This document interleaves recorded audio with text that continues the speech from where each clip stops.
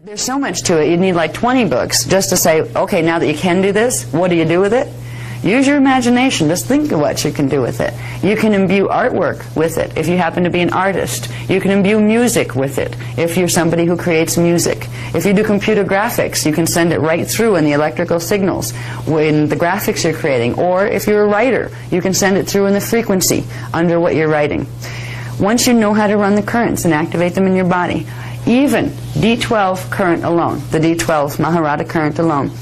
What we're going to learn here about the spheres, chords, and balls, you can use this with just plain old D12 frequency, which means you can activate using the Hierophant symbol, activate your Maharic shield, then bring up a pale silver ball of light into the chakra and use that to activate, to the process we're going to do now, to activate the palm chakras and the cords that run down the arms. All right. Even the Maharata current alone is very, very powerful. When we get into using the phase currents, the Druidic phase currents, it's combining that power and putting it in very specific places, which gives it even more pinpoint, like bullseye accuracy. That's why it's worth, in some applications, to run a triadic phase current instead of just the Maharata current. But you can run the Maharata current much easier because you don't have to worry about opening seals on it. All you have to do is run the Hierophant symbol, get your Maharic seal up, your Maharic pillar up, and you will be able to build Maharata balls. You can also throw them. It won't hurt anybody. What's nice about this stuff is loving intention is very important. All right, because you're not going to be able to hold much Maharata current if you have a nasty intention towards someone. It's going to make you not able to hold it and run it. You're not going to hurt them, you're going to hurt you. So it's worth like doing the forgiveness thing and learning to let go of things, and however bad, whatever it was, I forgive. I suppose there was a higher reason for it. Let's leave it at that until I can know what it is, and I just forgive you, whoever you are. So you don't hold negative intention. Because if you hold negative intention, it just undermines your own ability to run current. If you're walking through the street, or if you're on an airplane and somebody hijacks it, for instance, if you're in that kind of situation, you can do something about it. Tackling the guy is not the best option. That's usually going to make the plane go down in some form or another, or get you killed. Sometimes you're lucky. What you need to do is run D12 frequency, activate your Maharic seal, build balls of the pale silver, transmit them into the room, literally through palm chakras. There's a 3-point transmission that's not in the book, where once you learn how to do the palm chakras and the heart chakra, which is indirect, you do 3-point transmission. If you want to really blast every frequency band in the space, you do not just 3-point, but you start with the 3 points, and then you run it from each of the embodied chakras that face out that way.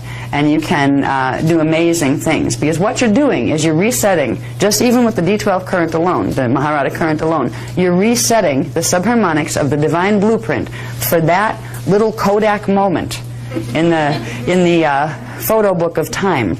Because that is actually a moment, like a still photo frame. Every moment is like a still photo frame in the memory matrix of the universe. And if you bring D12 frequency into that, you are bringing back what that it was supposed to be, what its highest level is. So you can actually get people to shift without forcing any will on them. Just simply bringing the universal Christos will into the situation without deciding what that's going to be, but simply knowing that you're going to be a vessel for the universal will, the Christos will, and the will of God to come through and be here. And it may get you to get up and do something, like go find a cell phone and call for help, which probably isn't a good idea because you just get shot down that way these days. But you will either get the guidance to do something else or simply sit and hold frequency. I've been put into positions that once I found out what they were and saw what was happening in the astral field, I said, "Get me out of here!" And I was told, "No, just sit there and run frequency. You're needed here." Okay, nothing had happened to me, but I'd sit in a space where there was like chaos going on in the astral stuff. You could feel it was like, you know, nasty energy and people and stuff, and it would shift. Slowly the room would start to shift, and there would be a much more pleasant vibe. You can do this with children to help them. So there's lots of applications of what we're learning here. Okay? Okay. The karmic miasmic imprint, incarnational time vectors, and vector embedding. Now, if we get into this, we're not going to have time later for what we're, the new stuff. So this is a section, there's a few pages to it that you can read It's in Chapter 4. You can read this on your own. Vector embedding simply means that the I'm going to describe that without describing 5 things before it. Karmic miasmic imprint. All right, I talked about miasms being antiparticle buildup in the particle field that create energy blockages. They are also the result of what's called the karmic pattern. We talked yesterday about how we have 1,728 minimum different selves running around in the time matrix at the same time. Okay? You're getting bleed through. As your DNA activates, you're going to get bleed through from their pattern, and they're going to get bleed through from your pattern. So even if you were pristine, perfect, and impeccable when you came into this life this time, which nobody is because the grids have been damaged, planetary grids have been damaged, you would still, as your DNA activates, be picking up and clearing, or not clearing, the miasmic pattern, the antiparticle buildup in the particle field of the other selves in the other time vectors as well. So it's better off knowing that that's there and that it's coming through and working with healing techniques to clear it. When we're working with running the D12 current, running the phase currents, we are beginning the process of derailing the miasmic imprint. The miasmic imprint's nasty. It's like a fly that keeps coming back to buzz around your head. You got rid of it once, it went away, and there it is again. Because it will keep coming back up. Each level of DNA template activation you have will bring up some new frequency, more consciousness, more awareness, and more miasms. So it's not like you fix it once and it's gone. As long as the planetary grids have any miasmic content in them at all, even in this time vector, you will continually be a miasm processing machine. Everything, every life form on this planet is. And that can either get you or you can get it back. Getting it back simply means transmuting. Humans were put here as part of the transmutation machine, because through our body vehicles we could take the distortions in the planetary grids and realign them to the Christos imprint. So it's not something being inflicted upon us. It was what our race was actually created to do in the first place. So miasms aren't something to be afraid of, but they can cause a mess in your body. Miasms are the cause of disease. Miasms come out of things like molecular compaction when your template has been crushed because there's too much frequency coming in and there are distortions in the template that can't receive it. You have crushed template or reverse template sequences, mathematical sequences. You start to build up miasms, which are, some of them are completely reversed mathematical sequences, some of them are partially reversed, but by the time they get up through, and we'll talk about this later, this is the stuff that is one of the graphs that I worked on this morning. It shows the transduction sequence of literally how stuff goes from being in the template, primal life force current, all the way up into manifestation. You'll see how miasms literally track a reversed messy pattern into the body and then out into the hologram as well. So when we're working with miasms, when people talk about the karmic pattern, what they're talking about is the miasmic pattern that's coming up from the other time vectors. It's not that you were bad in one life, so you came up with this, some God is inflicting this punishment on you in this life. What is happening is you're clearing miasmic distortion. So we call it the karmic miasmic pattern. What your karma is your miasmic body. And your miasmic body, it doesn't, a lot of people attach karma to, well, you were bad, so you deserve it. And once you're good, you don't have any karma. And they get this real arrogant, snotty little attitude about it as if they didn't have any. Well, and that's really funny, because even the purest of them, if they live on this planet, hate to tell you, you got race karma, which is the race miasmic imprint. You got planetary karma coming through, which is literally the whole planetary imprint, not just the species, but everything that ever lived on the planet, and any distortions that left here. We're all getting those. So what we're doing is we're clearing the karmic pattern. There's no guilt associated. There doesn't need to be guilt associated with the karmic pattern. It doesn't mean you were a bad person once. It doesn't mean that. It means there were reversals that somehow or another, either by something you chose to do on purpose or because you tripped into something that didn't mean to do it, you ended up with mixed up mathematical sequences in part of your DNA template. And the remedy to karma is not, I'll tell you this right now, what it is not is calling on the Lords of Karma to fix it for you. The Lords of Karma is a collective, let's say, of beings in the interdimensional fields that go up to about D11 reverse that like to, they're masters of karma, all right. They're masters of making sure you're stuck in it. They're masters of making sure they're going to control the seals in your body rather than you controlling them. You don't need a Lord of Karma to fix your karma. In fact, if you have a Lord of Karma in your life, it's part of your karma that needs fixing. So if you run into any of those teachings that talk about the Lords of Karma, the Lords of Light, I hate to tell you, are a branch of those guys. Anything that's coming from a place of integrity does not need to call itself a lord of anything. I'm a lord, excuse me. That means, excuse me, I have authority, I'm more important than you. Kneel. Kneel. That's what it means. They're trying, the ones that use those terms are trying to say that they are more important than you, that you are to be subservient to them. And they're trying to do that because they have so little energy themselves. If they don't feed off stuff, they need you because they need to feed energy off you because they know you're capable of drawing it in where they can't access the energy that's needed. So anything, little cues. Lords, these titles of authority, particularly when you're dealing with the angelic kingdoms or fallen angelic kingdoms. Angels. Well, angels, real angels, don't call themselves angels. They know what the term angel refers to, a sixth-dimensional embodied soul, hopefully with a good intention, but they don't have to say, hi, I'm an angel, which means, listen to me, you're just a human, so I'm better than you. There's a whole line of nonsense going on in the New Age movement where we're taught to look at labels to mean higher means better, I'm lower, that's higher than me, so therefore I'm going to let it lead me. Heck, we're the angels. We're more than angels. We're more than archangels. We are the avatars. So if we can remember these things, it will help. The karmic miasmic imprint is an energy field that we have full ability to transmute in our own body without our life going absolutely crazy. You don't have to have karma explode in your face and turn your life upside down, which is what happens a lot of times if you're working with some other systems. You do not and should not hand your life, your beingness, over to any lord of karma who's going to help you fix your karma for you. You don't need another being other than your own crystal self to do that. And when you can understand karma as the karmic miasmic imprint, which is, on the physical level, becomes too many antiparticles in the particle field that block energy lines. They block chemical lines. They make chemicals happen that weren't supposed to happen. When you take it deeper into the template, they are reverse mathematical sequences that block axiotonals, block chakras. They block the natural flow of life force energy. They are simply an energy phenomena that needs to be demanifested. Now, to demanifest something, technically, you combine it with its opposite. Particle and antiparticle of the exact thing, when you put them together, they fuse and poof. They literally blow themselves out of the manifest framework.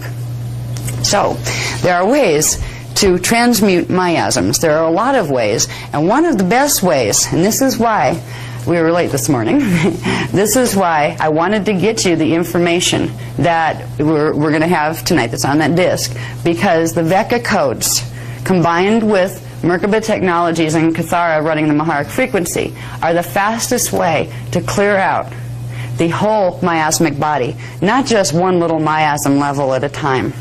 But if you run these codes and get them active in your body template, eventually with critical mass, where you do enough of the exercise working with the Vecca codes, they will start to be like karma eaters. They will start to literally transmute as it comes up out of your DNA. They will transmute the miasmic pattern, and they will begin to protect you from picking up any more miasmic embedding. Because miasms become embedded. They become like crystallized thought forms, is what they really are. But they're made out of actual units of, first, they go from Partakai units into kilons, and then they move up into the more complex structures that they become little Merkaba fields, reverse spinning Merkaba fields, all unto themselves, and that moves up into the DNA template, where they become little codes in the DNA template, and that moves up into the physical DNA, where they become chemical distortions. So miasms are nasty little buggers, you know? But we can easily clear them now that the Vecca codes are available to us. The reason the Vecca codes weren't given to us before is they have just activated, literally just this year, in the last couple of months, activated in the planetary grids. Before they were activated in the planetary grids, we couldn't have run them. We did not have the mathematical support in the planetary grids to run them. Now, we're going to have the ability to, you can understand, here's an image to hold when you think of karma, okay, when you think of the miasmic imprint. You know how we had the Kathara grid, the 12th tree grid? That, you know, tree of life grid that some of them call it? 12 points. Well, picture one of those that looks just like yours, but its numbers are reversed, where you have 12 on bottom, 1 on top, and you have bunches of them. They're all black circles instead. They're all blocked out energy circles, where it's literally running the reverse program of what your natural divine blueprint Kathara grid is. We have a miasmic body. We're going to talk about that a little bit more tonight when we get into the shadow self. and the duality of consciousness. You know that part of you that no matter how good you want to be, always tries to get you to do the thing you know it's not good for you? You know? You know, it can be anything from marrying that man to eating that piece of chocolate cake. You know better, and you're going to really try. I'm not going to do that. I know that's not good for me. I'm following my divine blueprint. But I really want that chocolate cake. Right? That duality of consciousness is not a normal phenomena for human beings, but it's something we've been living with for a very long time because of the grid distortions that took place, especially since 25,500 BC. There has been something called the checkerboard mutation grid mathematical program put into the planetary grids, which literally creates an extra level of polarization where it turns what's supposed to be one thought pattern into two opposing ones, and we're caught in the middle of this. All right, so we have a phantom self. It's like a shadow self, a phantom self that tries to compete with us for our energy, and unfortunately our phantom self is usually what's manifesting our hologram. It manifests through the D2 emotional body, emotional mental body, partially through the physical body, and partially through the D3 mental body as well. There's a part of us that we don't know yet. That's the part that's running the anti-program to the program we're trying to run, whatever it is. Whatever it is, it'll take an opposite stance. Which means if you want to be bad, it'll try to be good. There's kind of a reverse psychology in there. I'm going to eat that cake.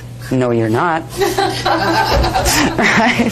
The duality isn't supposed to be there, and it's caused by these miasmic reversals, this dark-colored Kathara grid that's literally taking the energy and throwing it into the opposite polarity and keeping you split in half. So as we work with clearing the miasmic imprint, we are progressively going to become less and less polarized in our consciousness. We'll have less duality in our consciousness. So we'll get along with ourselves a lot better. We will also find the same thing that everybody has on the planet. Plants and animals have this too right now. They all have a phantom shadow self. It's because of this that there is huge issues between genders. This holds the program that has caused gender polarization, severe gender polarization, where literally, sometimes you swear men and women are speaking different languages. I mean, why didn't you understand me? What is it, you know, what in these three words don't you understand? You know? And either side can say that, and the other goes, what are you talking about? You know? Did you ever find that? Where it's just like the most ridiculous things. Why are we arguing? Why don't we understand each other? I don't know. What we're doing in our male-female relationships out here is projecting out into the hologram something that's happening between the male and female aspects of our own selves. If you happen to have a nice, loving, peaceful relationship with your opposite gender in your life, with a significant other, good for you. That means you made peace with, and you have integrated and harmonized the piece of you. If you're a female, you have a male imprint inside of you as well. It's a part of cum and a part of K. You have part of cum equals the female imprint, part of K equals the male imprint. And they're in reversal right now in our bodies because of this miasmic grid. And it makes us fight with each other for the most ridiculous reasons. When really all we want to do is love each other. It's also the same thing that draws us together. This is where the male-female attraction comes from, or the longing for each other, or wanting to have a counterpart. It comes from the natural part of the Kathara grid that would naturally draw you together with somebody who has a similar Kathara grid to you that's of the opposite gender. But you have the reversal put in the middle of it, draws you together, then rips you apart, so you can fight from now until eternity. It is a very mean genetic distortion that has been done here. It's been done on purpose. And when we get into that more in the Templar workshop, but when you start to see the history here and what has been done, is imagine the vileness of the mind that could think of creating what has been created here. Men and women have been killing each other for years, if not with, you know, physically, emotionally. It's still happening. Look what's happening with the Taliban. Look how they treat women. That tells them it tells you a lot about how they're handling their own emotional selves. You know, what emotional selves? Kill it. You know what I mean? It will obey me, or I will kill it and trade it in for a new one. You know, right? So all of these problems are coming out of the miasmic body. If you deal with these pieces, each piece of the miasmic body, you'll be here for another 4 billion years trying to get each little piece off and each little level off. So what we need to do is deal with the Kathara grid itself, the reverse matrix Kathara grid. That's the Kathara grid of the phantom self. And we need to work with that Now we have the vector code technologies that we're going to learn tonight. These are the ways to literally reprogram them. It's called radio body reprogramming, which is we'll get into radio body later. It's another part of the anatomy that's significant in the transduction sequence. But we're finally getting the keys to begin healing these things in ourselves. So when we're learning to run these currents, the dreadic phase currents, we are beginning the process of clearing the karmic miasmic imprint. We are beginning the process of running D12 frequency into other time vectors. The karmic miasmic imprint's coming up from other selves of us in the other time vectors. If we are running D12 current, we are sending it also back to them. So we are helping the other selves that we are, as well as the selves that we are in this time vector. Vector embedding is a concept I'd rather you read about, because I won't even try to do that off the top of my head, but it has to do about the fact that every time vector is embedded in the DNA. In the DNA template, there are something called vector codes. There are repeating sets of 12 vector codes normally in the human 12-strand pattern. What we have now are about 3.5 of them operating out of the 12. The vector codes are actually the blueprints for our chromosomes.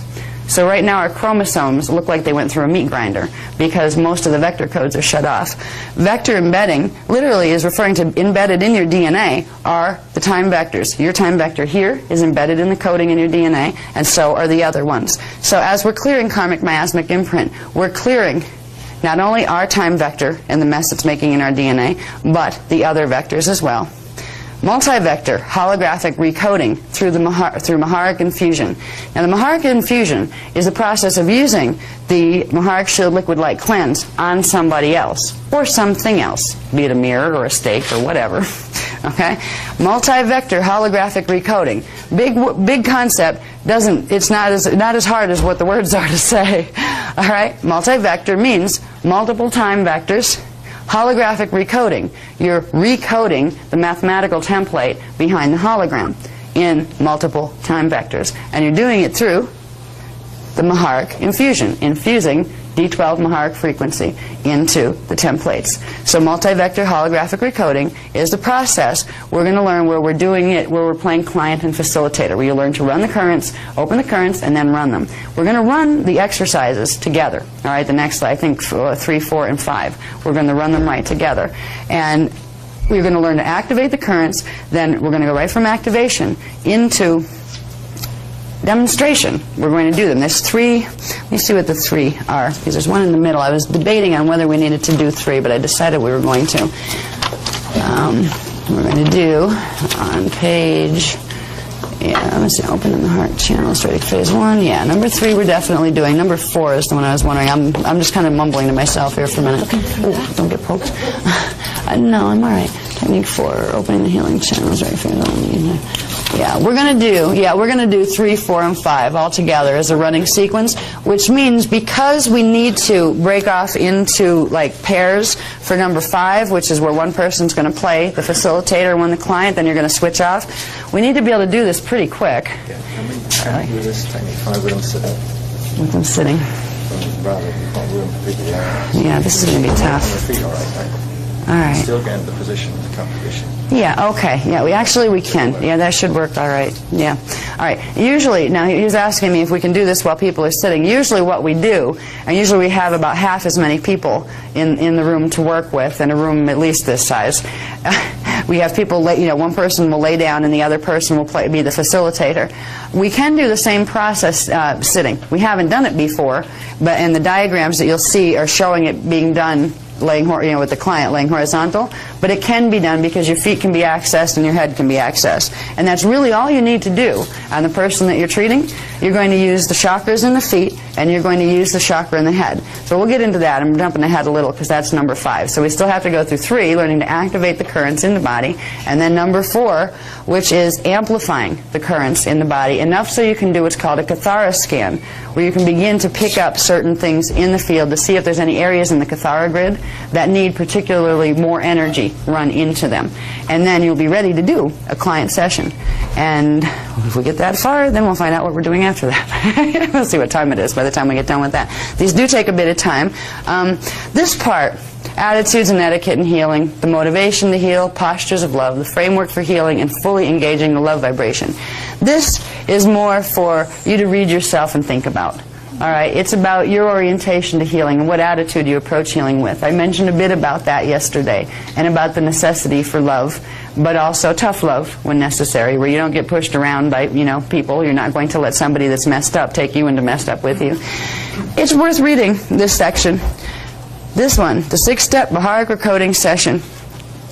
It's Melchizedek Cloister. We get into this too. Melchizedek Cloister ordination and becoming a professional spiritual healing facilitator instructor. So these kind of all go together. This is the 6-step process.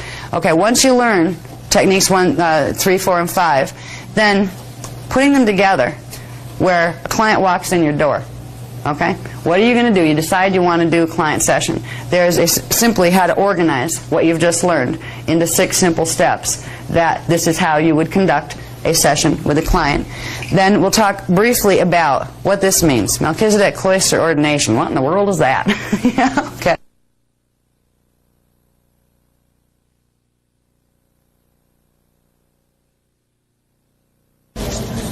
All right, this is page 204. Come on, here we go. Okay. Now, activation of any triadic healing current requires temporary release of the corresponding signet star crystal seals in the Kathara level 2 crystal seals grid. Now remember the diagram that showed you the 4 shields, and then there are 3 little circles inside each of the 4 shields?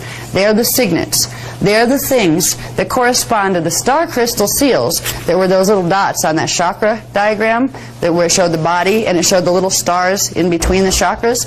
All right, these are what are going to open in your anatomy to run these currents. So you're going to actually run frequency through. It's going to come through your Kathara grid level 1, but it's going to stimulate and hold open temporarily the corresponding signets in your shields, and it's going to also activate the axiotonal lines, chakras, and all of the things that carry that same number, and we're going to be using D4 current.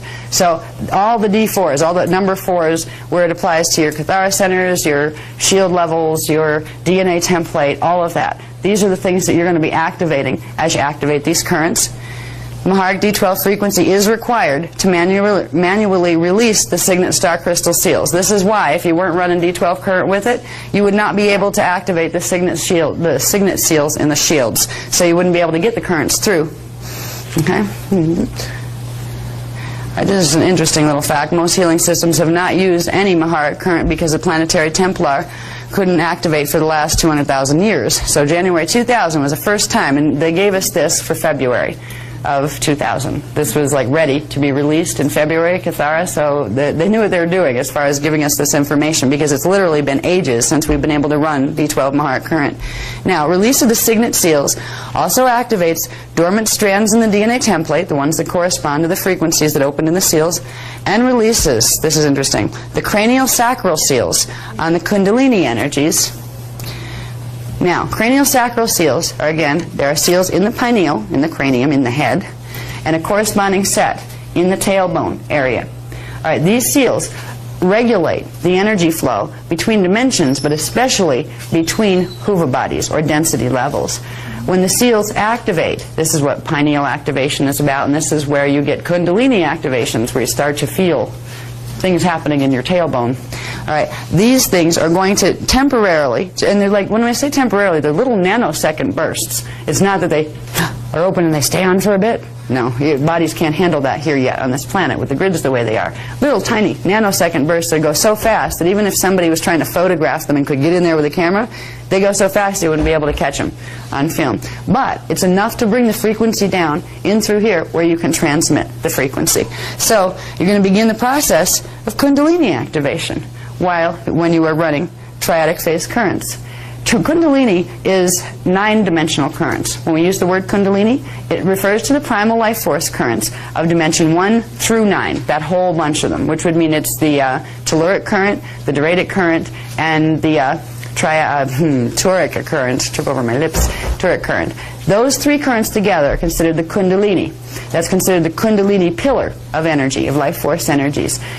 Up above that, you have the Maharata current of energy. And up above that, you have the Kirashe current, which is the primal light field. So the Maharata is D10, 11, 12. Primal light fields are the next current up, which are the D13, 14, and 15. And then you have Kundalini frequencies, currents, which are the primal sound field currents. All right, so we're beginning the process of opening the Kundalini currents, which are the lower dimensional ones, but they're also the grounding base through which the higher ones can come through. If you didn't have any of the lower ones open, you wouldn't be able to run the higher frequencies through very well. All right, so all these things are going to happen just because you're going to open healing currents.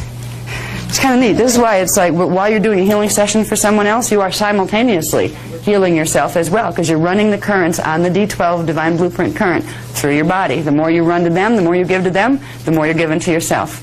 Yeah. Okay. Let's see. Where'd he go?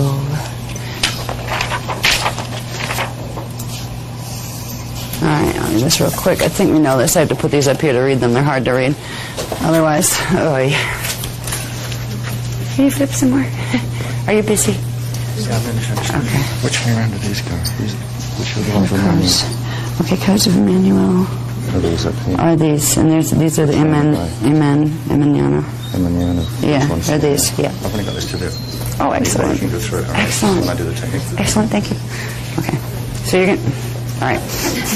Yeah, we're getting the final pay stubs done on those things we're determined to have in your hands by this evening before you leave, so you can work with the Vekas.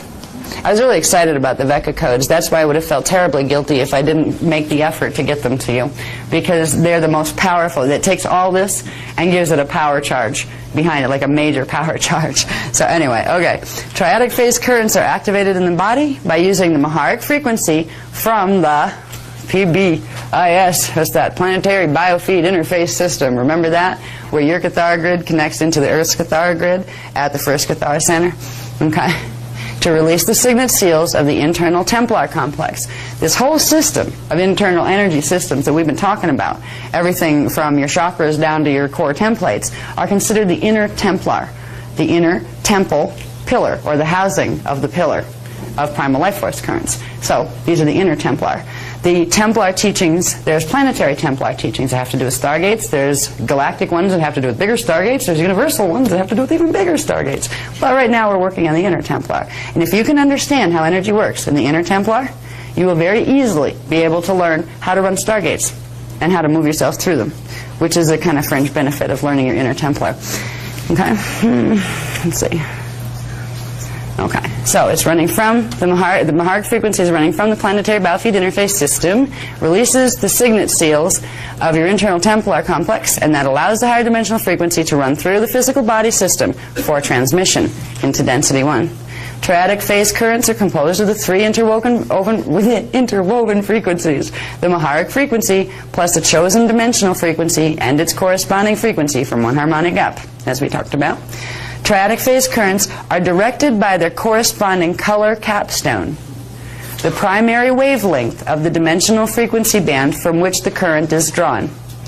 Kathara level 1 activates the first triadic phase current, the silver, D12, plus green, D4, plus violet, D7, Duratic phase 1 current. So here, this part here, the color capstone, that's referring to the capstone frequency is the dominant frequency or the dominant flash line sequence in any dimensional band, and that will give it its primary wave spectra. It may have lots of other colors within its light spectra, but the dominant light spectra, the strongest wave spectra, is its capstone. And that's where we get D1 equals red, D2 equals orange, D3 equals yellow, etc. It has to do with the wavelength that emerges from the rhythms of the flash line sequences. Okay? Now, Duratic current is activated through the Maharic shield, then collected in the 4th chakra. We make a Duratic sphere. Duratic, referring to the current, it could be a Maharic sphere. It could be a Turic sphere.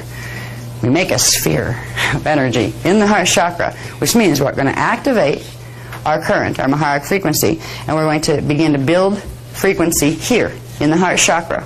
We're going to build an egg of energy, or it's a sphere, really. It's really a spherical egg. It's like not perfectly a sphere, but you can make it a sphere. It doesn't really matter. You get the idea across to your brain like build the ball there. You know, if it's an elongated ball, fine. Because it actually is, when we're building these things, when we talk about spheres, they're usually, because Merkabas, when they do form constants, what we're making are form constants. Those little spaces in between Merkaba fields that hold energy together, they are not perfectly spherical. They have a little bit of an ellipse to them, so they're a little closer to egg shape. Anyway, so we're going to collect the energy in the fourth chakra and make a Duratic sphere for this particular Duratic current. That's going to be projected down the Duratic cords. These are axiotonal line networks that run down the arms. This is how you're going to get it from here down into your palms. Okay, from there, it's going to be projected down the Duratic cords in the arms and into Duratic balls. You're going to make balls in your hands by popping the seals on the palm chakras, if they're not already popped, and building the current into little balls about the size of tennis balls. So you're building enough frequency in your hands to begin doing something effective with it. Okay? All right. And that will be in the palm chakras. You build the balls in the palm chakras. We start it there, and it builds out to where it's like holding balls of energy in your hands. This is going to be for direct induction of frequency. Now, direct induction is when you use the palms or the fingertips, which we get into later tonight, because there's something we're going to be doing with the Vecca codes that's going to trigger activation of the little vortices and the tips of the fingers as well. We don't have to worry about how to do it. It's going to do it on its own. All right? So when we are using the palms for the palms or the fingertips or both for getting very specifically into an area, that is direct induction. When we are building the frequency in the body and then projecting it out through the chakras directly, which creates a field, all right? It's not like doing a target in a bullseye. It's like creating a cloud of it in the whole dimensional field in the area that you're in. There will be different applications for either. If you want to clear a room, you can go around and touch every part of the floor and walls if you want to with your palms, or you can do indirect induction and just and blow it out into the room. We've actually done ordinations that way at some points. We can hold enough frequency. You can't do level 3s that way. But we've been able to do, I remember the second time I had to do ordinations, there was like 65 people in the room, and I figured maybe 3 would want an ordination, and 62 or something wanted one. And it was like half an hour before we were going to get kicked out of the room because the time was up on the room. So I learned how to do the indirect induction, and I was amazed because it really, really worked, and you could feel the frequency going. So I was like, oh, okay, that does work. So there will be times too when we use, like I said, the 3-point, where you're getting twice as much power. You're getting tightly focused power like laser beam and also like diffused light at the same time. So you'll be able to feel out what you think is right. There's no here's where you use this or here's where you use that directly. When you're doing the Maharic recoding process or the Maharic infusion on a client or on food or on a mirror or on something that you want to really focus the energy into, it's best to use direct induction because you get more of a laser beam effect with the energy coming out your palms. But if you want to cover large areas, it's best to use indirect. There are times you'll use both, and those times you'll find a whole bunch of different ways to begin running these currents if you simply ask your Christos self to give you more guidance. You've got this much down. You know how to do this? Okay, Christos self, what else can I do with this? If you have a situation that there's anything at all bothering you in, simply take time to remember to ask your Christos self, what could I do right now with what I know about the healing currents? Is there anything I can do right now that would shift this feeling that I don't like this feeling about whatever's happening right now, that I can shift this? And it may be a feeling you're having because you're in a lousy situation on the outside. That doesn't mean you can't shift it. You shift the outside hologram by shifting yourself, not by trying to make other people be something else or do something else. You have to love them and accept them just as they are, even if they're being awful. But if you want to make a difference, you run the D12 Divine Blueprint frequency, and you can do it through pinpoint direct induction, or you can do it through 3-point induction. What you're doing is running Divine Blueprint. It will help, too, to think. You're not just running healing currents. You are running Divine Blueprint. This means you're letting the universal Christos will come into a situation. You're trusting that will in yourself as it moves through yourself, and you're being a vessel for which it can not only heal you, but come into the space. You are letting the return of Christ happen every time you run these currents. This is what was meant by Christos, by Christ. This is what Jesus taught. He was teaching people to set themselves and the planet free. That's why he got in a lot of trouble. Anyway, okay. Hang out there. So, what we're going to do is learn how to, and it's really easy. I mean, it takes so many words to explain the process, and once you get to do the process, you're like, oh God, that's easy. It's really not hard. So we're going to make the Doritic spheres, I can't talk this morning, I'm too tired. Doritic sphere, cords, balls, and we're going to open the palm chakras for direct induction.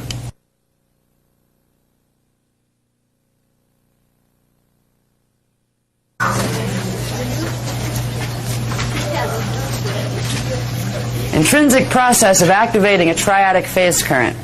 Okay? The first thing, and you don't have to do this now, this is just outlining the process for you. This isn't the exercise itself. All right? There's a technique that this is a summary of what you're going to be doing in that technique. First thing you're going to do is you're going to open the planetary biofeed interface system using the D11, D12 waveguide symbol, which is the Maharic waveguide symbol, the Hierophant. All right? Remember the six-pointed, flat, pale silver Star of David? Okay, we're going to start with that. I'm sorry. Oh, page number? 174. 174. Sorry, I'm so used to not doing that. I apologize. They have to keep reminding me, but I'm glad you do, because eventually maybe it'll stick, and it'll be a lot easier for any audience thereafter. So, okay. So we're going to open the planetary biofeed interface system using the D12, D11 waveguide, which is a Hierophant symbol, to open the 12th chakra and stimulate release of the Maharic frequency from the planetary Maharic shield. So what that means is you're going to activate your Maharic shield. All right? It's like you did in the liquid light cleanse. You're going to activate the Maharic shield, but you're not only going to draw energy and frequency. When you're drawing the pale silver current, you're not just going to draw it from your Maharic shield. You're going to draw it through your Maharic shield from the Earth's core, where there's unlimited supply. The more you pull in, the more you're helping Earth to bring in more D12 frequency.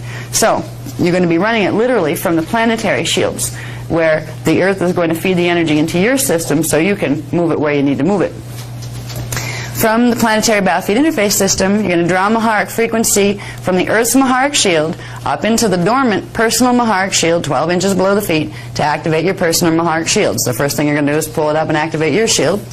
Then you're going to choose the specific triadic current you desire to run. This is what you would use for running any of them. You'd pick which one. We're going to do Doritic this time because that's the procedure we have down there as far as being able to read it and not having to worry about what substitutes of color words I'm going to put into the text. All right, we're going to choose a specific current. We're going to use the inflow of Maharic current from the personal and planetary Maharic shield as a carrier wave to carry the capstone color frequencies of the signet star crystal seals in your scalar shields that correspond to the triadic phase current you wish to activate. What it simply means is you're using the D12 pale silver frequency as the carrier wave to carry whatever color frequencies you've chosen to run. And they're running through your crystal seals in the signet seals in your star crystal seals grid.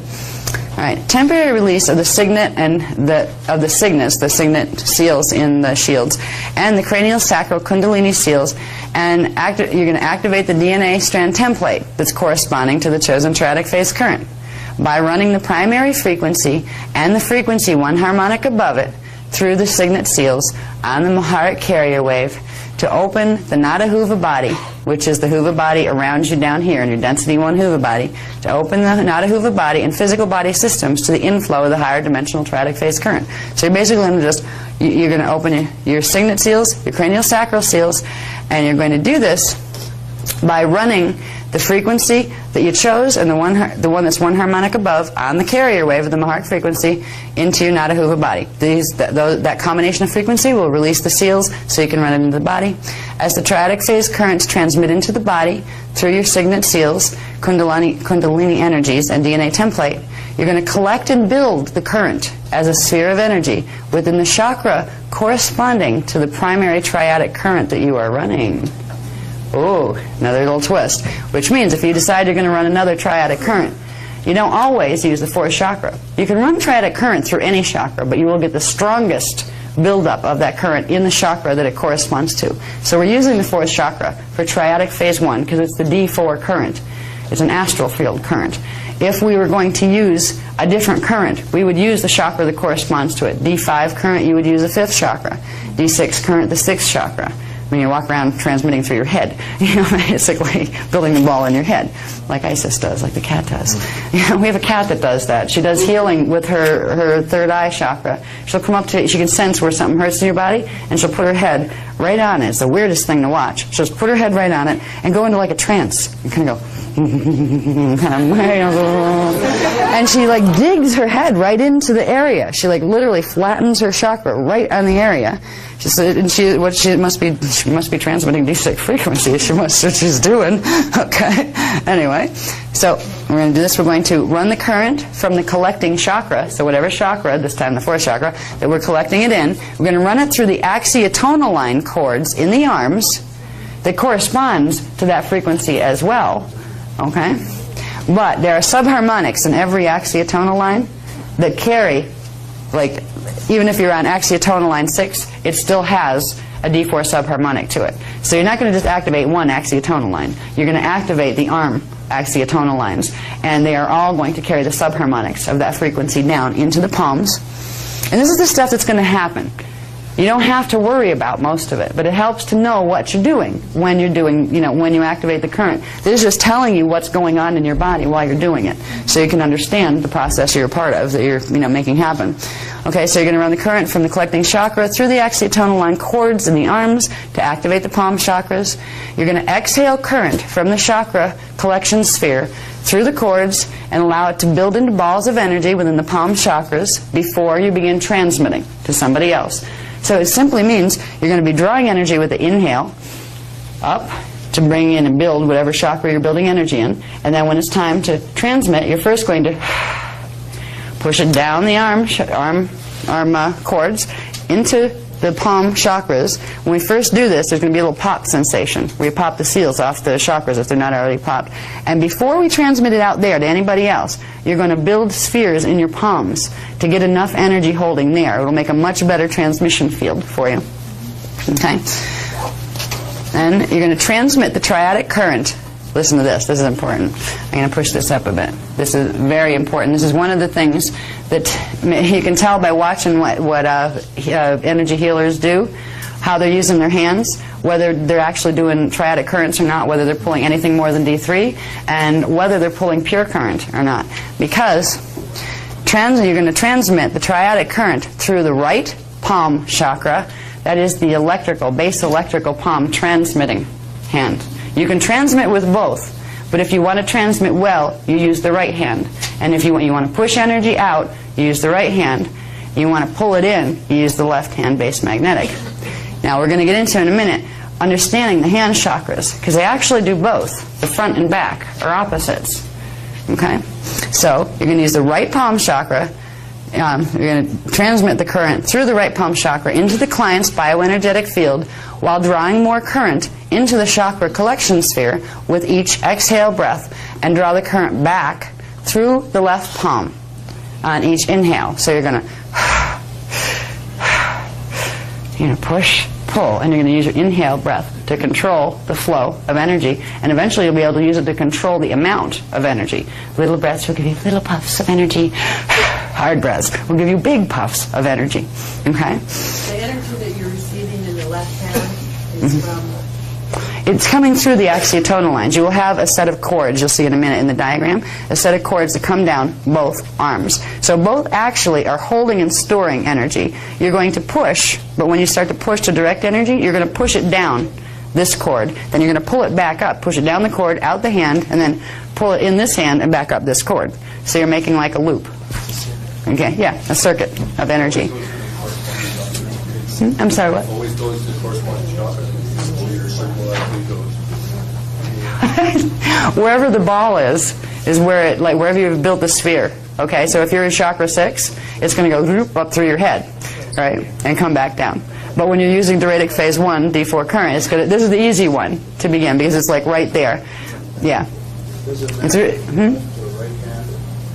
Not really. It doesn't matter if you're left or right-handed. It just matters that you put the significance where it belongs on right hand. Transmits. It's a base electrical. It transmits more than it draws. It's more electrical than magnetic, and the left hand is the reverse of that. It doesn't matter which one's your favorite, but it tells you a little bit about if you're transmitting more electrical, or if you're basically more oriented to being electrical or being magnetic. Left-handed people are running more magnetics than people who are right-handed.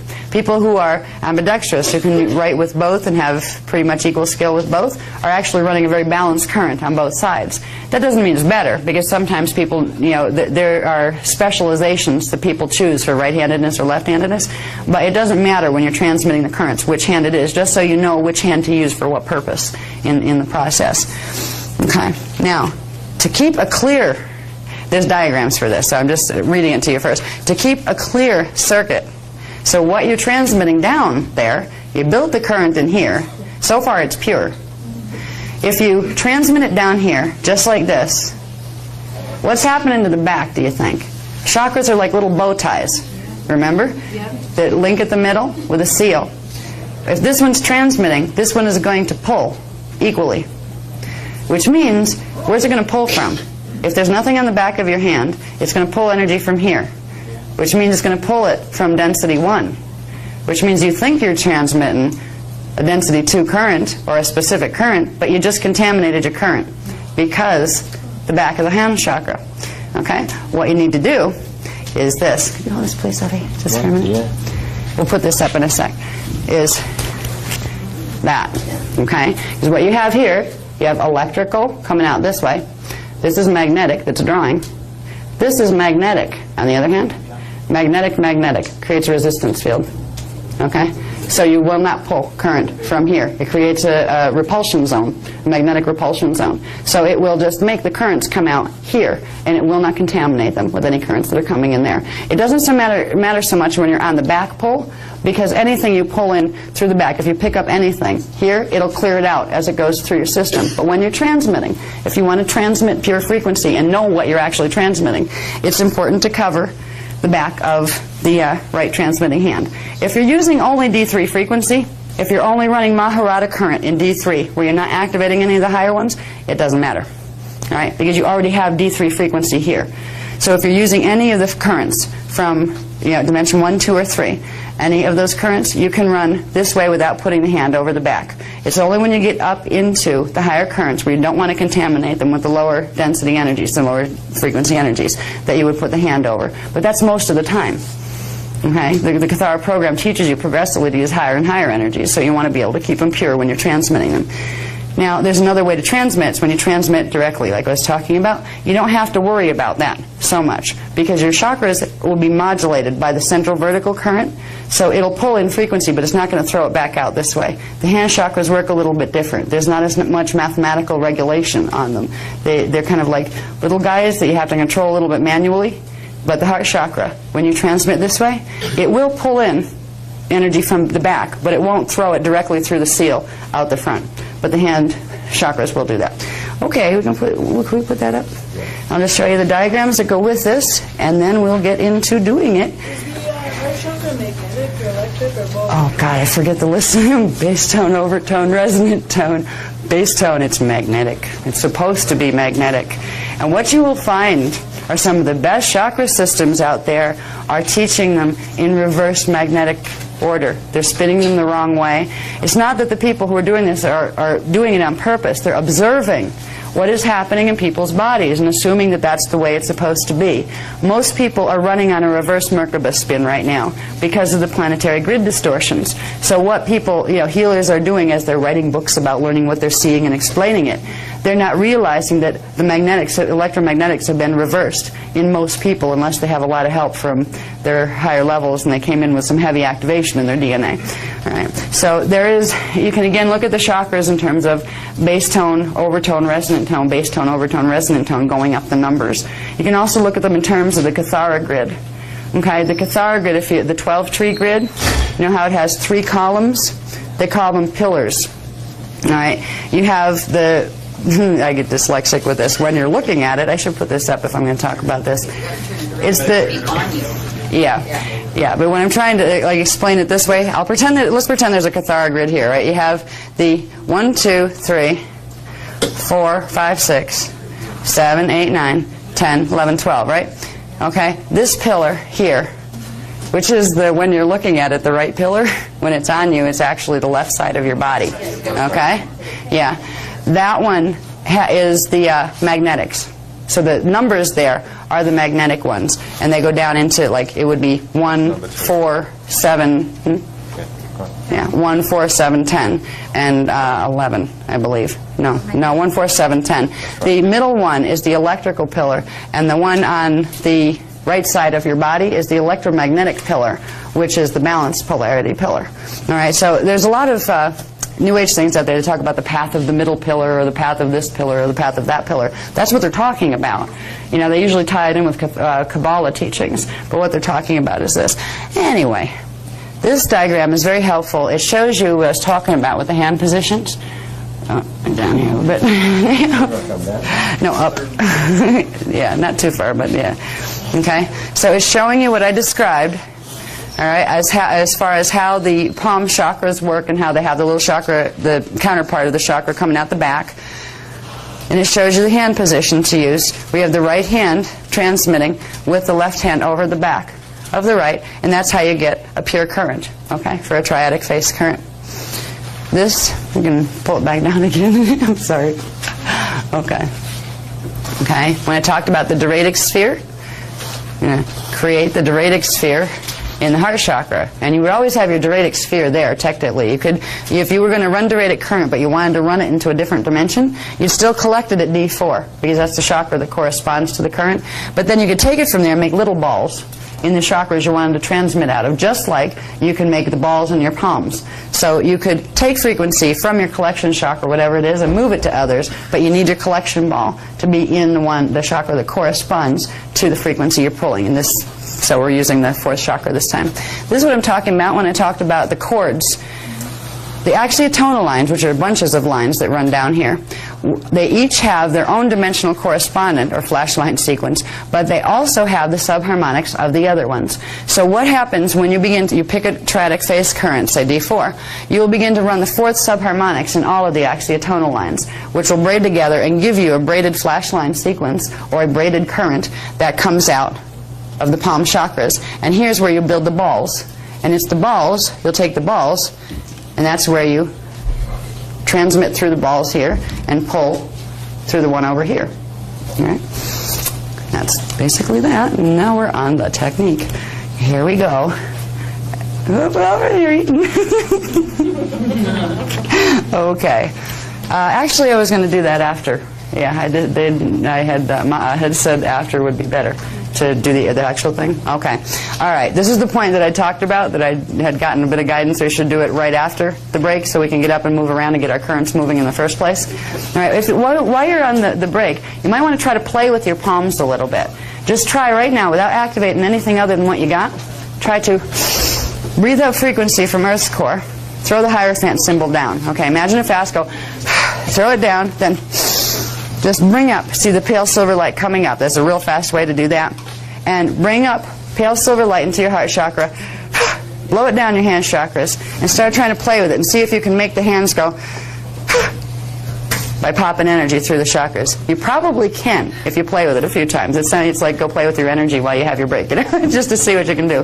It'll also make it, you'll be able to run the current stronger. If you do that during break, once you get this running, it'll be stronger. I think we're not doing too bad. You find that when you spend a little time working with the Maharic seal, and you begin to get the prompts from higher. I hate eating microphones. Helps the whole thing. When you've played with the Maharic shield a little bit, you'll find that you will receive prompts at certain stages to explore other geometric values. In other words, different numbers of pointed stars will be suggested to you. And there'll be times when you move with these other numeric values and you see them hit the Earth's core, and they will actually separate sometimes, and they will spin in complementary directions.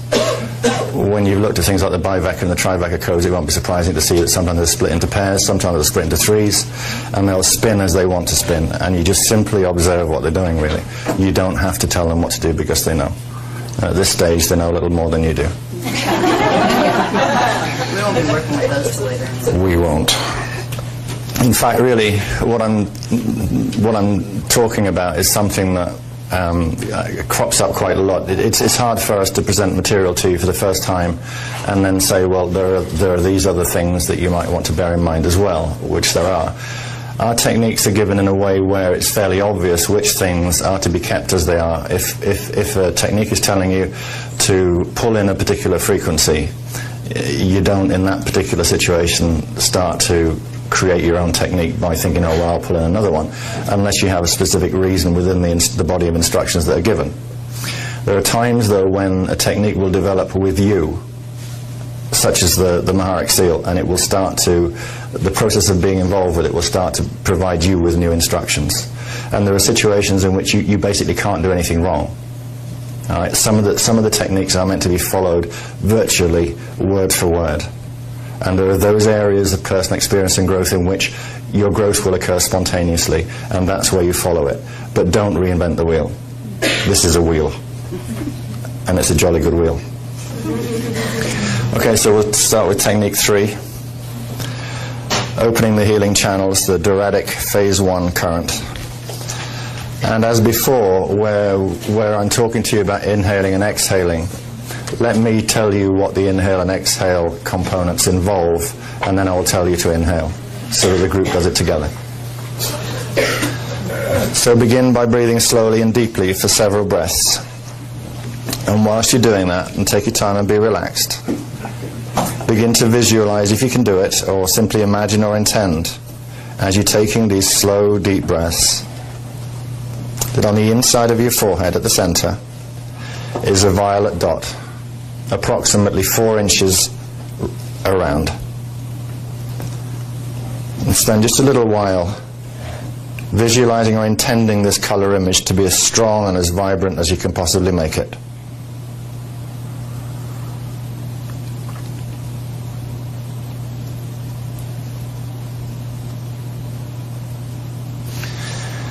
Now move the violet dot from its current position to the center of your brain at the pineal gland, and immediately upwards into the 7th crown chakra, and allow it to move until it moves up through the inside of your head, upward and outward until this violet dot rests on the top of your head at the position known as the crown chakra.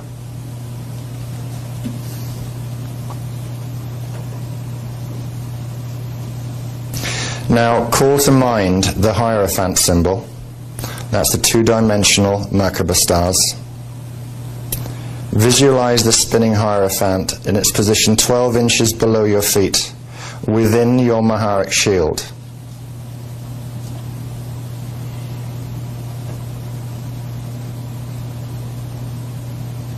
In a moment you will inhale, and you'll draw the Hierophant up through the central body current to meet the violet dot in the position you left it, in the 7th crown chakra at the top of your head.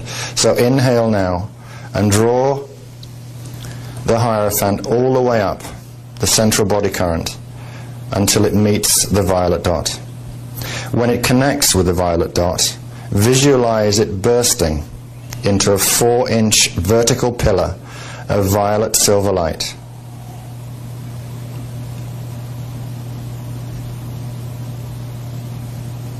And this burst of energy will transform into a violet silver pillar running down through the body.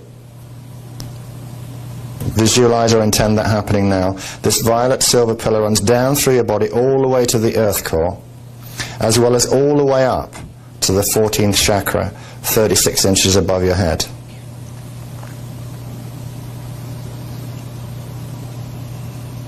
And when you've completed this element, you've activated the violet ray of transmutation.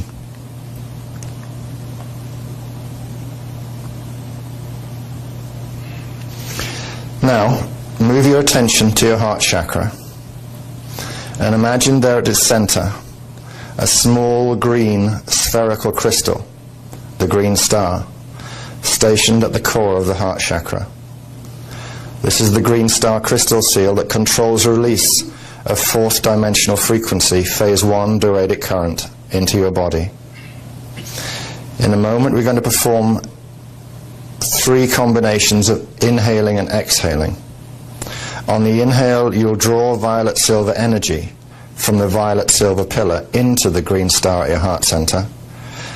And on the out breath, you'll expand the violet silver energy into the green star sphere. So inhale, exhale, inhale, exhale, inhale, exhale.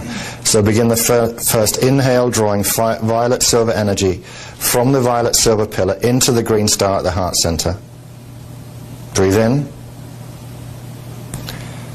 And on the out breath, expand the violet silver energy into the green star sphere.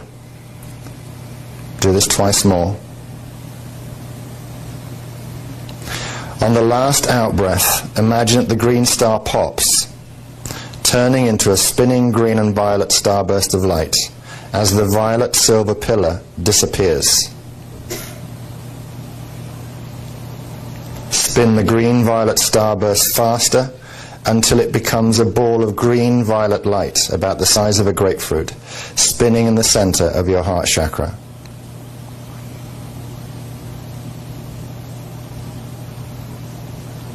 This green violet ball is the storehouse for your phase 1 diuretic current. It's called the diuretic sphere.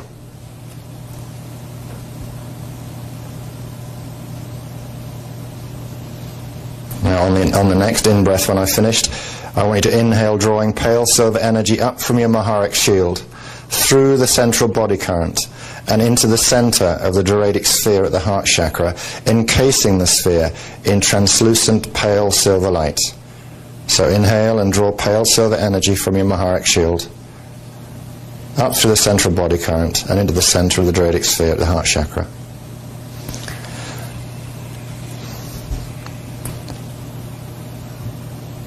And just breathe easy for a second. Normally the exhale would follow the inhale, but I can't instruct you and have you do them both at the same time.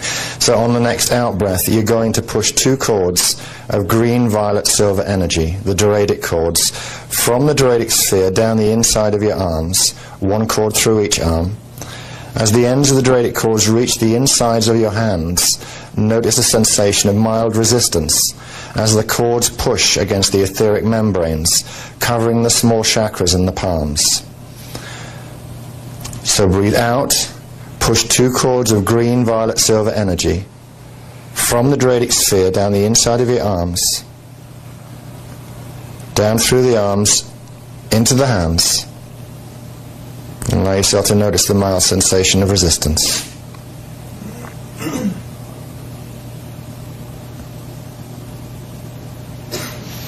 On the next inhale, we'll draw silver energy up from the Maharic shield into the diuretic sphere at the 4th chakra. So inhale now, draw silver energy up from the Maharic shield into the sphere at the heart chakra.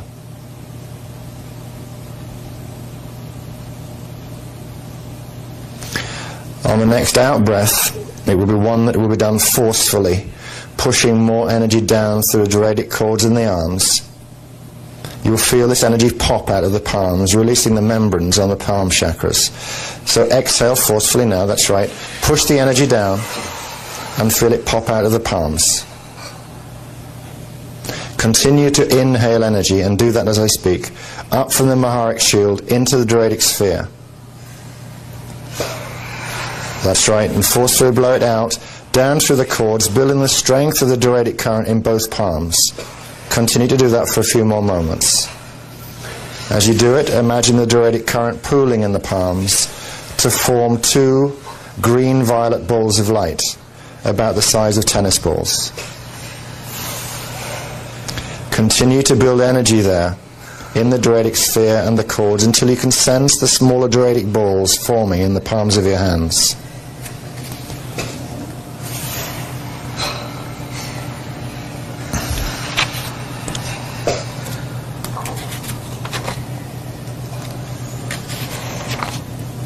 You are now primed for a healing facilitation.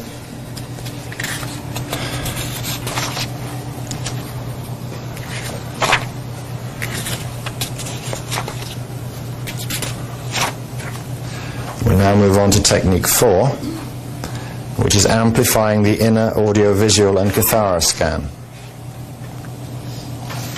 So begin by placing your right palm, your electrical transmitting hand, over the 5th Kathara center, which is at the navel. Right palm over the navel. And place your left magnetic receiving hand over the back of your right hand to block the third dimension energies that Ashana was talking about a little earlier. Now you're going to begin by inhaling energy from your Maharic shield, the Maharic carrier wave, up into your Doradic sphere at the heart chakra. And do that now. And immediately you can exhale and run that Maharic wave down the Doradic cords in the arms and into the balls in the palms of your hands. Now inhale and immediately exhale after, using the out breath to push energy from the Doradic sphere at the heart center down the Doradic cord in the right arm, through the right Doradic ball, and into the 5th Kathara center at the navel. Now repeat this several times until eventually you will feel, or you may feel, a mild tingling sensation in the 5th Kathara center at the navel.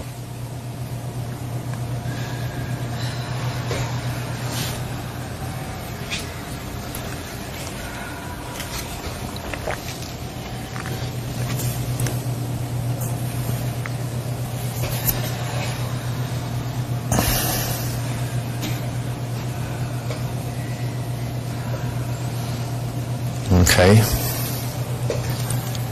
that's good. Now place your left palm over your throat chakra, with the right palm covering the back of your left hand. And inhale Doradic 1 current up from the 5th Kathara center at the navel into the seed center, the 5th chakra. And do that now. Draw Doradic current up from the 5th Kathara center at the navel into the seed center at the 5th chakra in the throat. And as you exhale, expand the Doradic frequency into the 5th chakra spiral, allowing the magnetic current from the left hand to draw the energy out through the spiral. So you can take it some in between breaths. And on the exhale, expand the Doradic 1 frequency into the 5th chakra spiral, allowing the magnetic current from the left hand to draw the energy out through the spiral. Now move your hands slowly as you exhale, move them forward, move them away from the body and the 5th chakra. Just feel the energetic relationship there.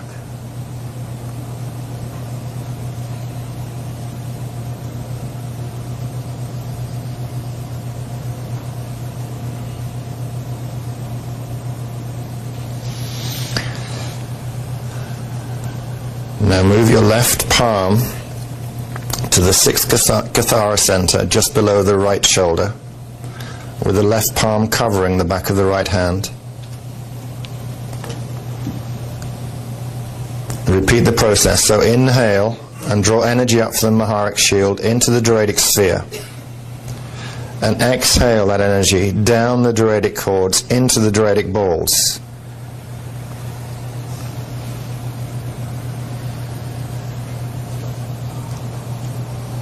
Breathe in once more, and on the out breath, breathe the energy down the right Doradic cord, through the right palm, and into the 6th Kathara center. And repeat this several times as you work to energize the 6th Kathara center.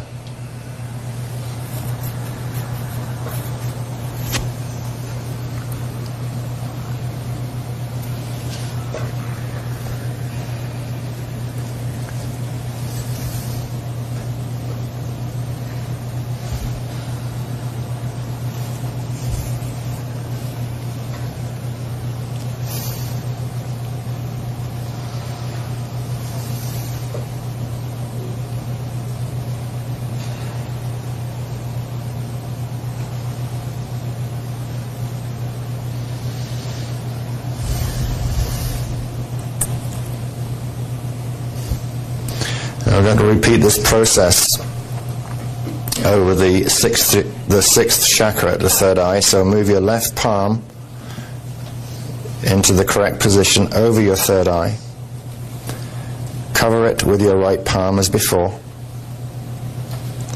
On the next inhale, draw the diuretic current up from the sixth Kathara center into the seed center of the sixth chakra, and exhale that energy into the sixth chakra spiral while drawing it through with a magnetic current from the left hand.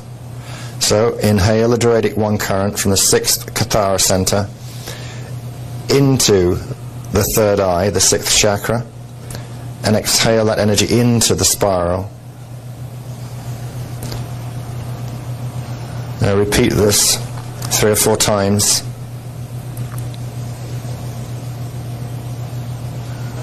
Whilst you're doing this, the sixth sense, the audioria, which provides inner audio perception, and the seventh sense, the tristet, which provides inner visual perception, are now becoming more energized and amplified in preparation for the Kathara scan.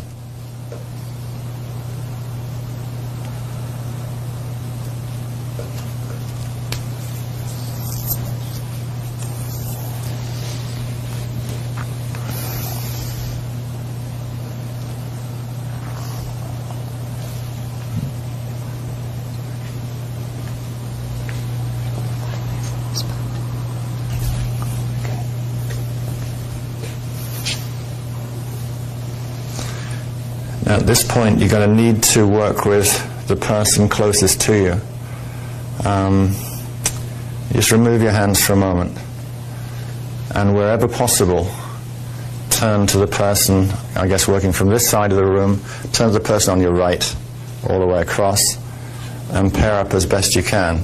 Now if it doesn't work, you might have to work with someone with a row directly behind you so you can turn in your chair.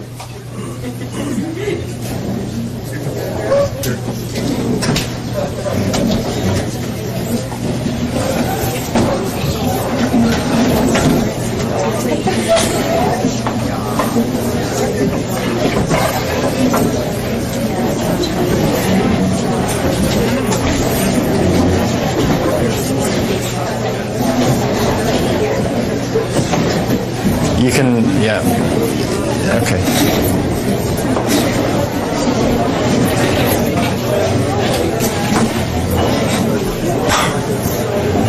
Sorry, major operation. You all right, Puppet? Are you all right? Are you okay? Good.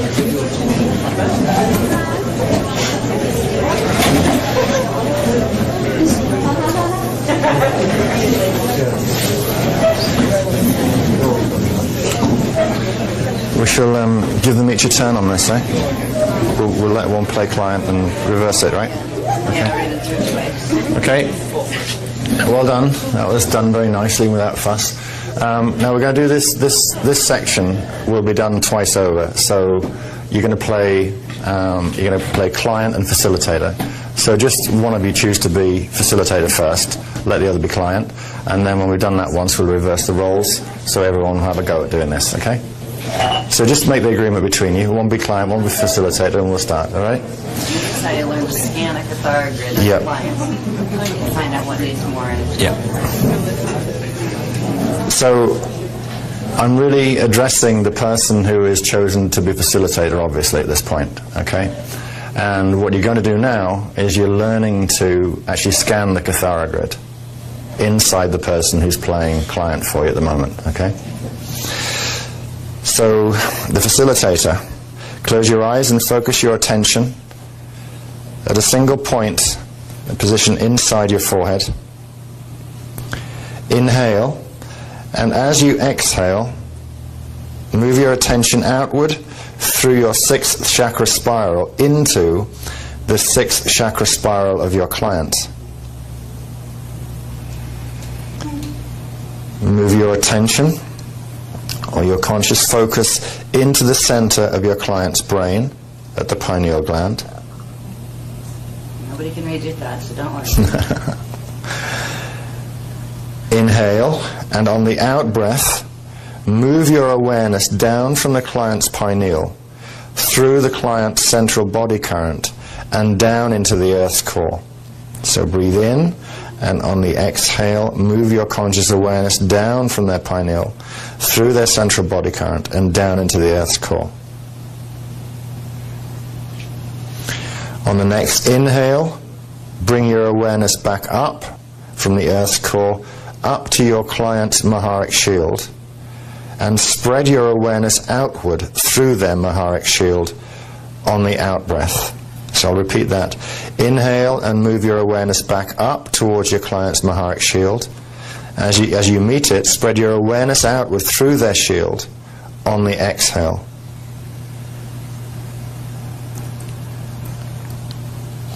Now on the inside of your own forehead, imagine the image of the Kathara 12 tree grid.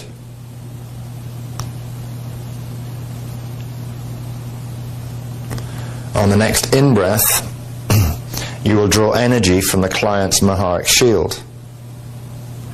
And on the out-breath, excuse me, and on the out-breath, you will breathe the energy into the 12 tree image. So on the inhale, draw energy from the client's Maharic shield, and on your out-breath, push the energy into the 12 tree grid. And then just breathe gently for a moment, observing the 12 tree grid. And here it should register tones of white, black, and ranges of grey in between. If you can't visualize or see the 12 tree grid, you will still get a sense of the 12 tree image and the areas of dark and light within it. The dark areas represent layers of the miasmic body, which are the areas of karmic imprint that need clearing when you run Technique 4, the Maharic infusion. So you need to be making the best note you can of the areas in the client's Kathara grid that need clearing, which really means remembering where you have particularly very dark or very black areas. For the time being, you wouldn't need to worry too much about the lesser tones of grey. Just try and recall one or two points, if you find them, that look very black. Inhale and open your eyes on the following exhale.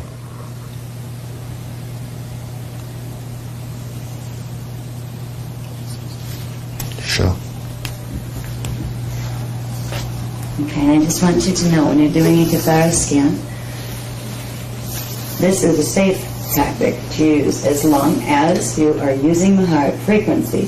When you use D12 frequency and you have your Maharic shield activated, which you do because you activated Diuretic phase 1 current, which means you use the Hierophant to activate your Maharata current, you are perfectly safe in doing this. Your client's avatar will not let anything show to you that it doesn't want shown to you.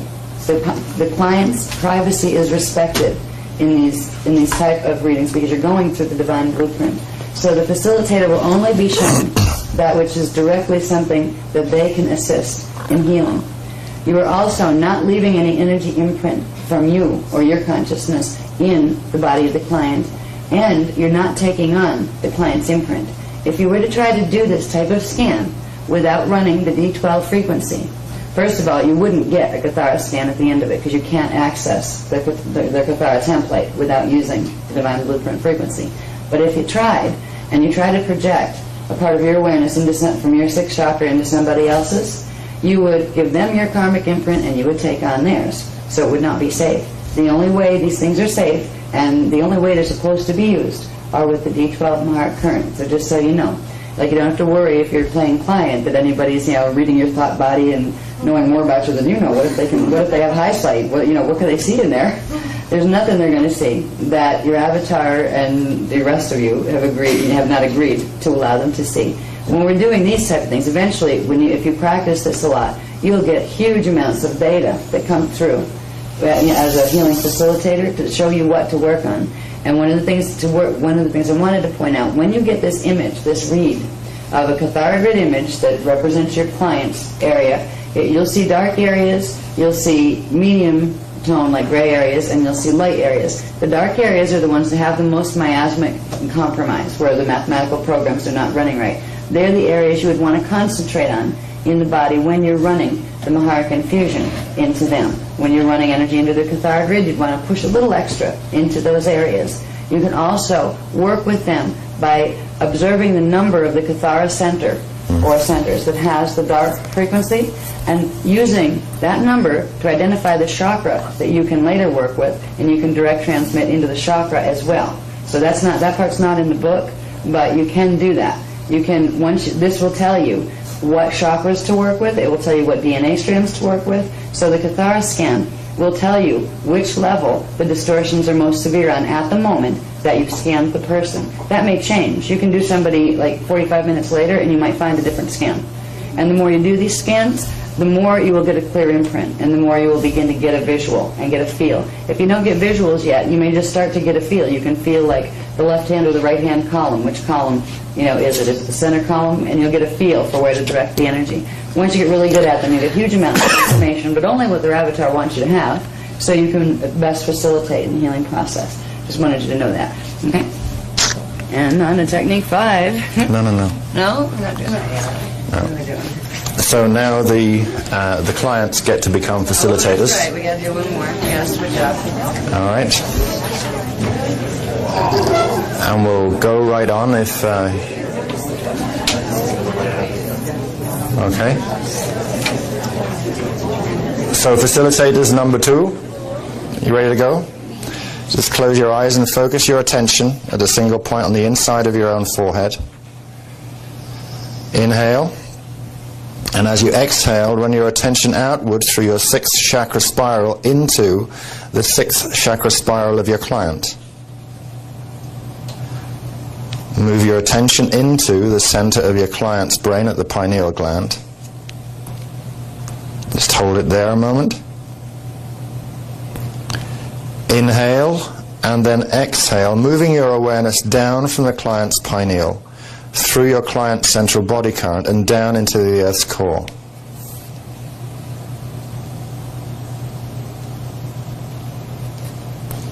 Breathe easy, and on the next inhale you will move your awareness back upward to your client's Maharic shield and spread your awareness outward throughout their Maharic shield at the same time as you're breathing out.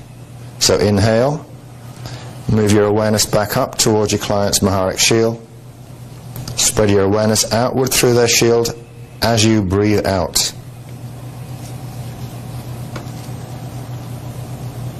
Now on the inside of your own forehead, imagine the image of the Kathara 12-tree grid. Inhale, drawing energy from the client's Maharic shield. And on the out-breath, project the energy into the 12-tree image. Just breathe gently for a moment, observing the 12-tree grid. Noticing, feeling or sensing the areas which register tones of white, black and ranges of grey in between.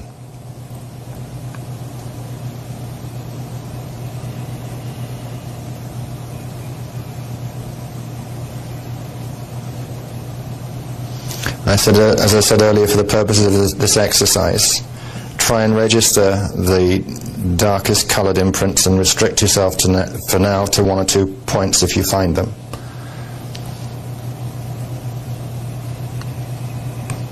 Just draw a breath, and on the next out breath, open your eyes.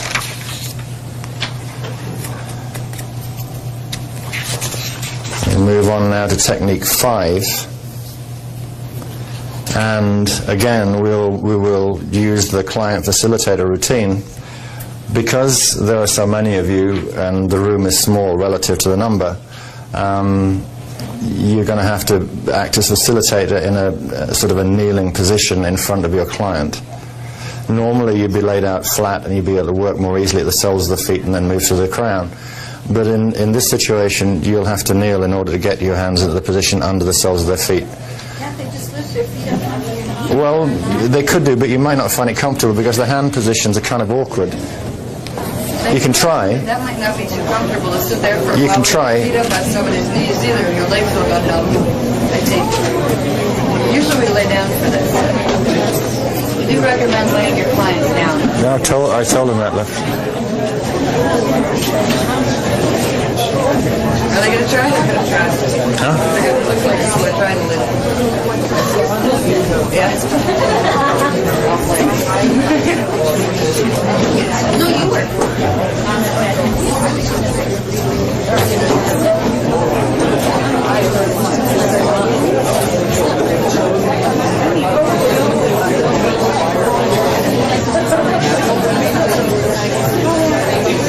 Whilst you're arranging your bodies, as I said, it's unfortunate that the room size is too small to allow you to lie on the floor or lie horizontally, which is the position that we would normally be using. Now, the only difficulty, yes? Suggestion is if we stack the chairs, then we have enough room for everyone to lay. It'll take us another half an hour. It'll take us too much time to. I thought of that. Yeah. There's just not enough. We went there and bagged the idea because it would take too much time to do. I mean, everyone's got their stuff on the floor as well, and that would have to be moved out of the way as well. The backing codes So, are more important than this. just for this run through, just do your best, and the only issue that you'll face is to facilitate healing with anybody, you must be comfortable. You must be in a good, strong, balanced, clear space to do it.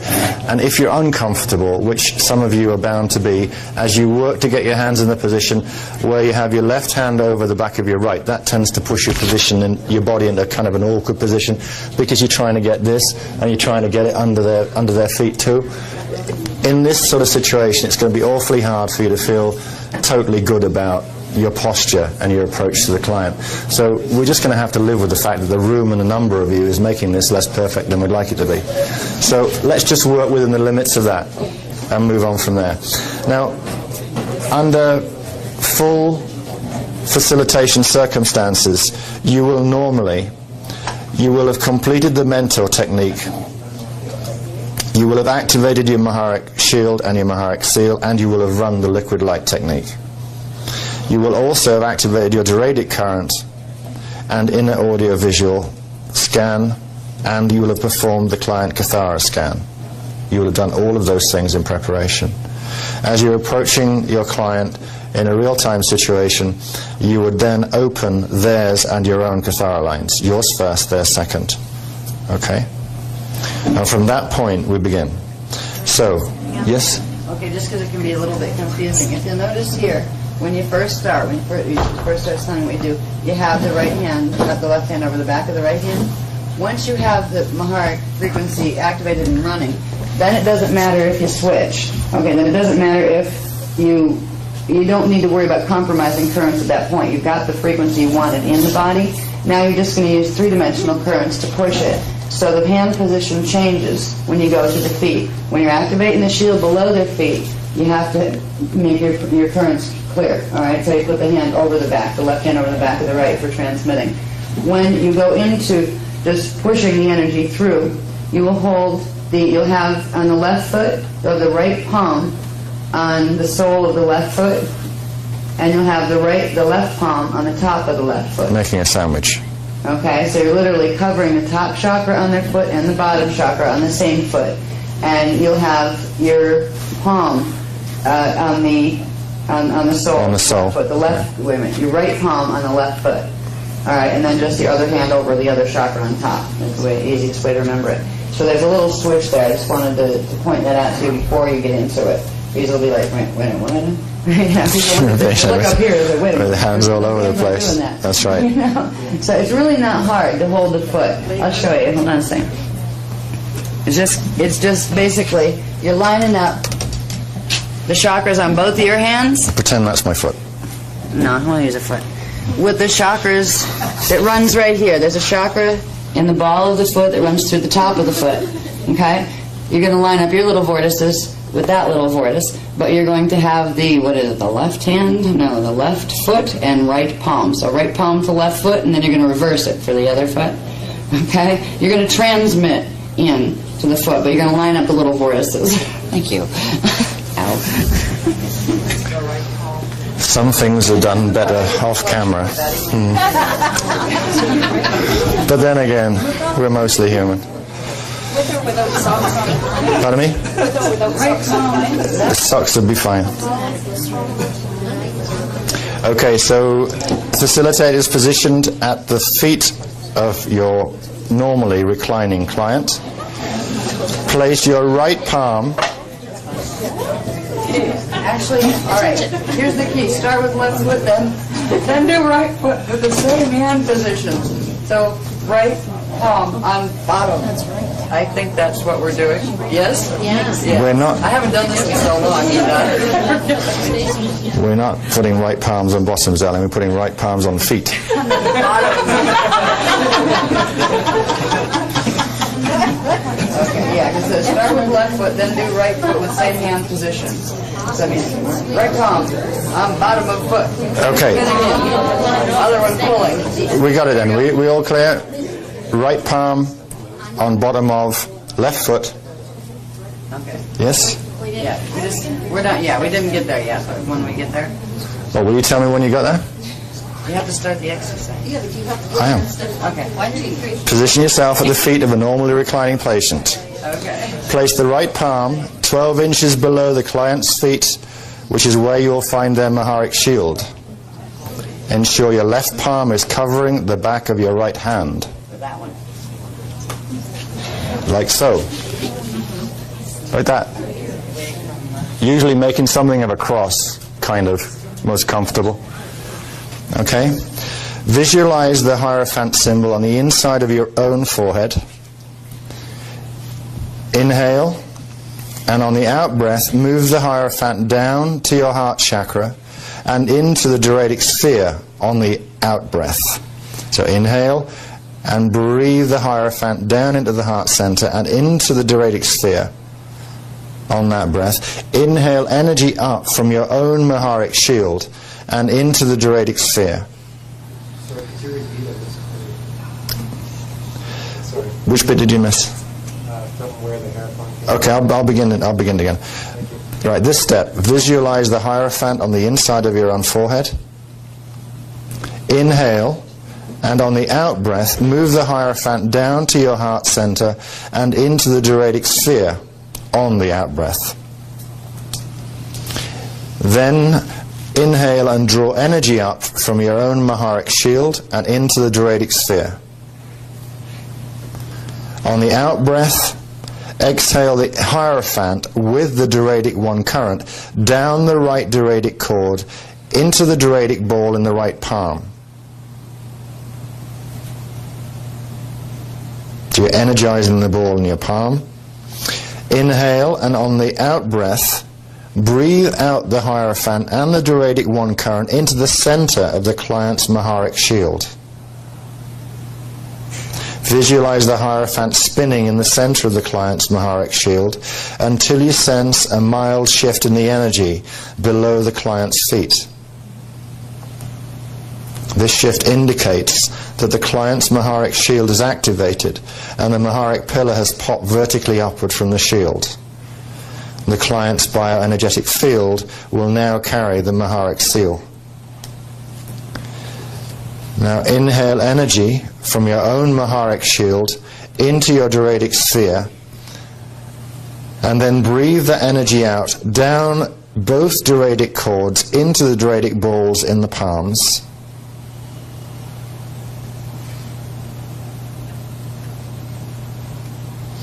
Now visualize the 12-tree Kathara grid within your client's body.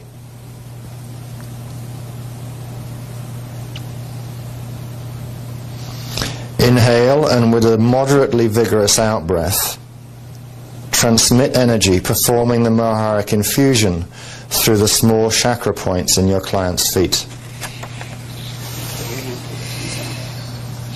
This is where you switch the hand positions, I believe.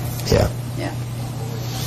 Right on bottom, right palm on bottom of foot, left on top. Yes. So place your right palm on the bottom of your client's left foot and place your left palm on top of the foot,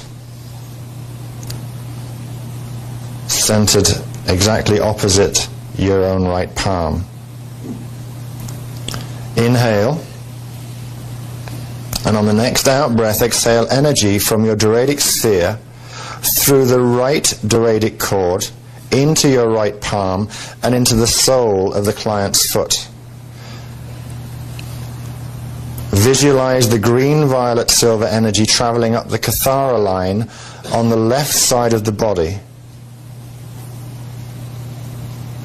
Continue to draw energy on the in-breath and exhale the energy into the left foot on the out-breath. And don't be self-conscious either about the idea or the sound of you expelling breath, because this is a way you will actually draw and issue charge. Continue to do that briefly until you begin to feel a sort of a fuzzy energy coming out of the client's foot into your palm. And this stage indicates that the Kathara line has reached its energy holding capacity. That's to say, your client's Kathara line has reached its energy holding capacity.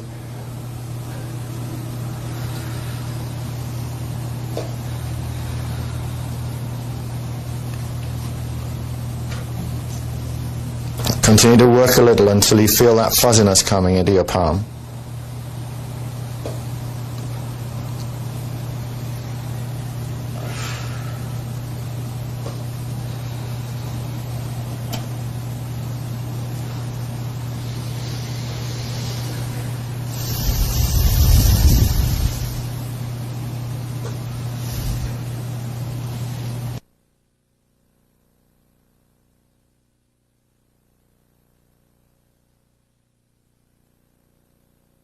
Arm directly opposite your right, sandwiching their foot. So inhale, and on the out breath, expel energy from your doradic sphere through the right doradic cord, down into your right palm, and into the sole of the client's foot. Visualize the green, violet, silver energy traveling up the Kathara line on the left side of your body.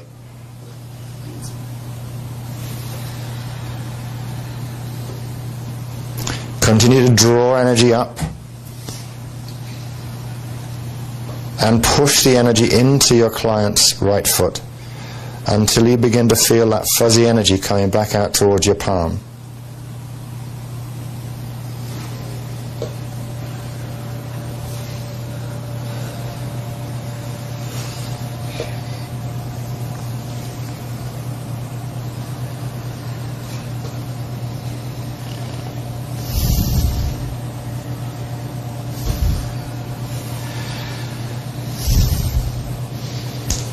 Now you can, all of you, if you're ready now, just to bring this element to a close and give you a few seconds to tidy that up.